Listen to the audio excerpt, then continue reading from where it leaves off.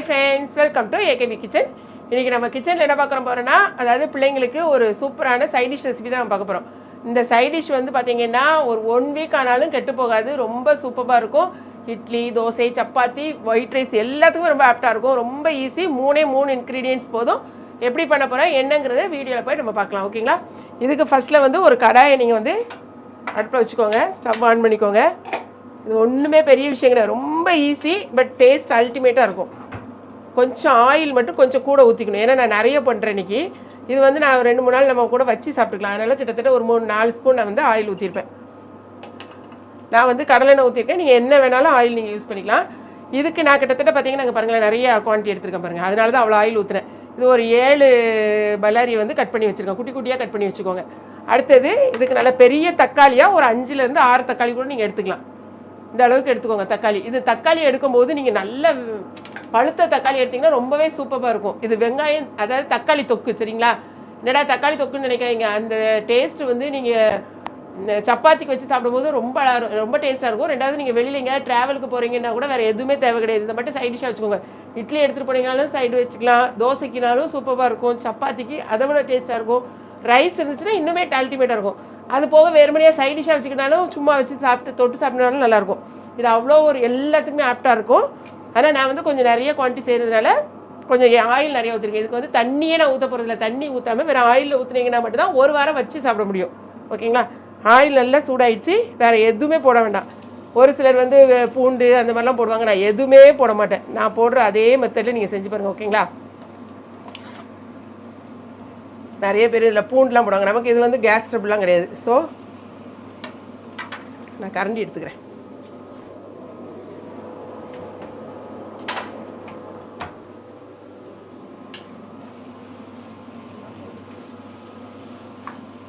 இந்த ஆயிலில் வெங்காயம் கொஞ்சம் வதங்கணும். லைட்டாக வதங்கினதுக்கப்புறமா நம்ம வந்து தக்காளியை நீங்கள் போட்டுக்கோங்க. ஓகேயா? நீங்கள் எண்ணெய் வந்து எவ்வளோத்துக்குள்ளே சேர்க்கிங்களோ அவ்வளோத்துக்குள்ளே உங்களுக்கு வந்து அப்படியே இருக்கும். ஒரு வாரம் இல்லை 10 நாள் கூட நீங்கள் வந்து வச்சுருந்தீங்கன்னா, அது ஃப்ரிட்ஜிலலாம் வச்சுட்டிங்கன்னா ரொம்பவே நல்லா அப்படியே வச்சு நீங்கள் அந்த டைமில் மட்டும் கொஞ்சம் நேரம் எடுத்து வெளில வச்சுட்டு இல்லைனா அவனில் வச்சு சூடு பண்ணி சாப்பிட்றதுக்கு ரொம்ப சூப்பராக இருக்கும். இப்போ நான் செய்கிறது நைட்டுக்கு வந்து சப்பாத்திக்கு செஞ்சுட்டு அப்படி காலையில் இந்த இட்லி. ஸோ இட்லிக்கும் சைட் டிஷ்க்கு இது சூப்பராக இருக்கும். அதுக்காக 2 in 1 நான் இப்போ சேர்ப்பேன். இது வதங்கட்டும். வதங்குறதுக்கு நீங்கள் முதல்லையே கூட கொஞ்சம் உப்பு போட்டுக்கலாம். உப்பு போட்டுட்டு நீங்கள் வதக்கிட்டிங்கன்னா கொஞ்சம் ஈஸியாக வதங்கும். ஸோ இந்த அளவுக்கு நான் உப்பு போட்டுக்கிறேன். ஏன்னா நிறையா இருக்குல்ல, இந்த அளவுக்கு உப்பு போட்டேன். இப்படி லைட்டாக வதங்கட்டும். கொஞ்சம் வதங்கினதுக்கப்புறமா காமிக்கிறேன். அதுக்கப்புறமா நம்ம வந்து தக்காளி சேர்த்துக்கலாம். இப்போ வந்து அடிக்கடி நீங்கள் இந்த மாதிரி கிளறி விட்டுக்கோங்க. இப்போது நல்ல அழகான ஒரு கோல்டன் கலர் கிட்ட வந்துட்டு அந்த மாதிரி லைட்டாக இந்த டைமில் நீங்கள் வந்து கட் பண்ணி வச்சுருக்கிற தக்காளியை போட்டுக்கோங்க. ஓகே? திரும்பவும் சொல்கிறேன், நல்ல தக்காளி பழமாக இருக்கணும். இன்றைக்கி எனக்கு அந்த அளவுக்கு பழம் இல்லை.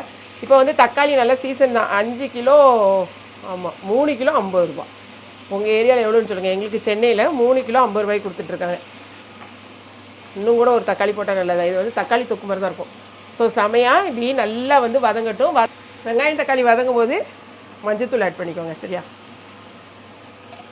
நம்ம ஏற்கனவே உப்பு போட்டாச்சு, அதனால் மஞ்சத்தூள் போட்டுக்கோங்க. நம்ம இதுக்கு வந்து வெறும் காரத்தூள் மட்டும்தான் நம்ம ஆட் பண்ண போகிறோம். நீங்கள் குழம்பு மிளகாய் தூள் இருந்தால் கூட. ஆமாம், முதல்ல ஃபஸ்ட்டில் வெங்காயம் வதக்கும் போது கொஞ்சம் போட்டிருக்கேன்ல, அது போதும். அப்புறம் தேவைன்னா கரை பார்த்துக்கலாம். இந்த தக்காளி வெங்காயமும் நல்லா வதங்கணும் உங்களுக்கு. இப்படி நீங்கள் வந்து கொஞ்சம் மீடியம் ஃப்ளேமில் வச்சு அப்பப்போ நம்ம கிளறி விட்டுக்கிட்டே இருக்கணும். சரியா? நான் இன்றைக்கி போட்ட தக்காளி கூட நான் சொல்கிறேன் பார்த்தீங்களா, ஒரு மாதிரி காய் மாதிரி தான் இருந்துச்சு ஆக்சுவலாக. சரி, நம்ம ரெடி ஆகிட்டேன், அதனால் ஓகேன்னு விட்டுட்டேன். லைட்டாக வதங்கிட்டு கொஞ்சம் நேரம் ஒரு 5 நிமிஷம் வதங்கட்டும். அதுக்கப்புறமா நம்ம பாருங்களேன், நான் வந்து தனி மிளகாய் தூள் எடுத்துருக்கேன் பாருங்க.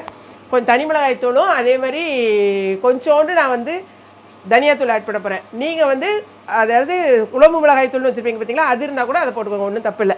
சூப்பராக போட்டு நல்லா, ஆனால் என்னென்னா இது வதங்கணும். இது வதங்கி அப்படி கலரே சேஞ்ச் ஆகி அப்படி எல்லாம் சேர்ந்து ஒரு தொக்கு பதத்துக்கு வரும். அப்படி வந்துச்சுன்னா மட்டும்தான் சூப்பராக இருக்கும். ஸோ நல்லா வதங்கட்டும். ஒரு 2-3 நிமிஷத்தில் பார்த்தீங்கன்னா தக்காளி ஓரளவுக்கு கொஞ்சம் நல்லா வதங்க ஆரம்பிச்சிட்டு இந்த ஸ்டேஜில் நான் ஸ்டவ் வந்து மீடியமாக தான் போட்டுருக்கேன். காரம் வந்து உங்களுக்கு எவ்வளோ தேவையோ போட்டுக்கோங்க. நான் வந்து ஒரு 2 ஸ்பூன் போடுறேன். ஓகே? ஏன்னா நான் நிறையா செஞ்சுக்கிட்டு இருக்கேன். 2 ஸ்பூன் காரத்தூளும் கொஞ்சமாக இந்த அளவுக்கு தனியாத்தூள் போடுறேன். ஓகே? போட்டு இதை அப்படியே நீங்கள் சிம்மில் விட்டுருங்க. சிம்மில் போட்டு அப்படியே வதக்கி விட்டுட்டே இருக்கணும். ஓகே?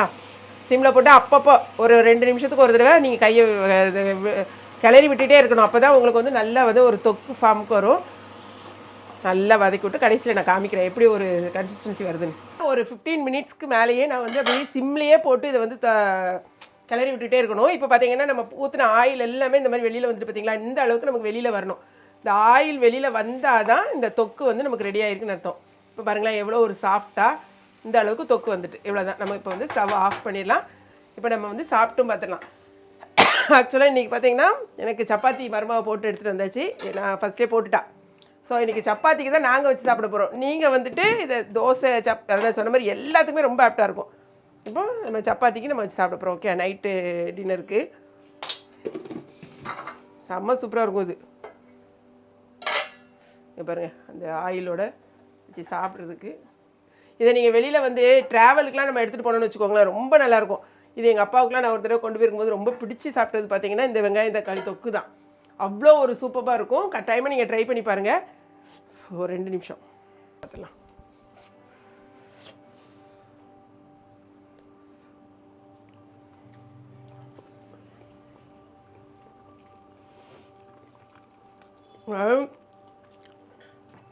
காரம் உப்பு எல்லாம் ரொம்ப சூப்பராக இருக்குது.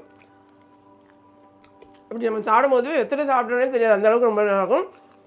இதில் மெயினாக வந்து நீங்கள் எத்தனை நாள் வச்சு சாப்பிடலாம். ஏன்னா நம்ம தண்ணியை ஊற்றுற பார்த்தீங்களா, இது நல்லா ஆறினோடனையும் ஒரு ஏர்டைட் கண்டெய்னரை நீங்கள் போட்டு வச்சிட்டிங்கன்னா, அதுவும் ஃப்ரிட்ஜில் வந்து 2 நாளைக்கு ஒரு ஃப்ரிட்ஜில் வச்சிட்டிங்கன்னா 1 வாரம் 10 நாள் கூட சூப்பராக இருக்கும். ரொம்ப சூப்பராக இருக்கும்.